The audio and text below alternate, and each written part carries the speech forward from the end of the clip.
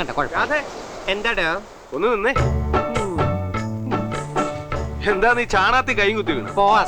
ഇത് മൈലാഞ്ചിട്ടതാ. നിന്നെ ഞാൻ എവിടെല്ലാം നോക്കിയെന്നറിയോ? എന്തിനാ? ടൗണിൽ പോണ്ട, എനിക്കൊന്നും വാങ്ങിക്കാനില്ല.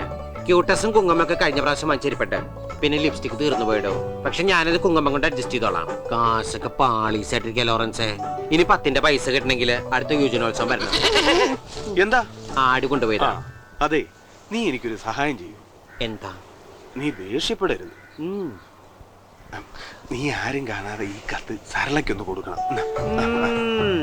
അത് ശരി. അപ്പൊ ഞാൻ സംശയിച്ച ശരി തന്നെയാ. കൊറേ കാലമായി സരള കാണുമ്പോ ലോറൻസിന് ഒരു ചോര കൂടി. മനസ്സിലിപ്പോ ഇതായിരുന്നല്ലേ?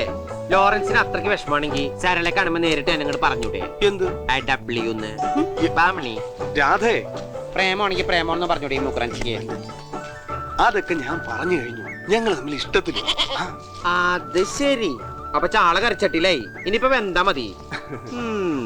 ലവ് ലെറ്ററൊക്കെ ഞാൻ കൊടുക്കാം. പക്ഷെ അവളെ ചതിക്കൂലെന്ന് നീ എന്റെ തലത്തോട്ട് സത്യം ചെയ്യണം. ഞാൻ വഞ്ചിക്കും. നീ വഞ്ചിക്ക് പോകില്ലെന്നാ? എടാ, ചതിക്കില്ലെന്ന്.